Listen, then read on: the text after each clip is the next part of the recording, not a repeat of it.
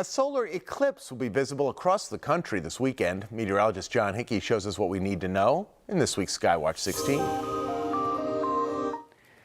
Yeah, thanks, Scott. This solar eclipse coming up this weekend, only partial for us, but even for those that'll be in quote-unquote totality, won't see complete darkness. So there's a partial eclipse, there's a total eclipse, and there's the thing that we're going to see this weekend, which is called an annular or ring of fire eclipse, which means that the moon will be positioned such that we'll see just that kind of like ring of fire right around the outside of the moon. So that's what we're going to see in the southwestern United States, an annular eclipse this weekend. Next year, though, there'll be that total eclipse, which means you won't see the sun at all and we'll go into complete darkness. And it has to do with the distance from the moon, from Earth and the sun. Of course, that always varies just a little bit.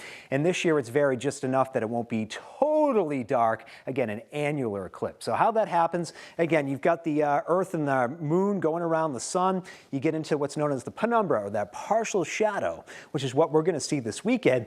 And then the umbra, which is the complete darkness, or near complete darkness in this case, for the southwestern United States. And this is how it will line up. Southwestern U.S. will see that annular eclipse closer to totality. And our neck of the woods, it'll be about 35% obscured. So around noontime is when the eclipse will begin. It reaches its max around our neck of the woods coming up shortly before 1:20, and then the moon will completely get away from our sun. It will be back to full sunshine again at 2:33. Unfortunately, it's expected to be cloudy and rainy, so we won't be able to see it. You'd have to head west to be able to have a chance to see it. The best way to do it with a pair of those solar shades or welder's glass 14 is the proper way to see it. Of course, this all leads up to that total eclipse coming our way for April 8th. Mark your calendars.